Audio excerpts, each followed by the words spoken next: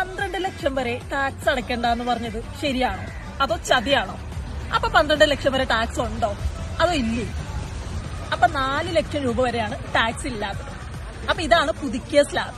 ഇനി 12 ലക്ഷം രൂപ വരെ ടാക്സ് അടയ്ക്കണ്ട എന്ന് പറയുന്നത് വെറും ചതിയാണ്. ഇനി ടാക്സ് ഇല്ല എന്നല്ല അവര് പറയുന്നത്. 12 ലക്ഷം രൂപ വരെ വരുമാനമുള്ള ഒരാൾക്ക് ഗവൺമെന്റ് അത് റിബേർട്ടായി നൽകുന്നു.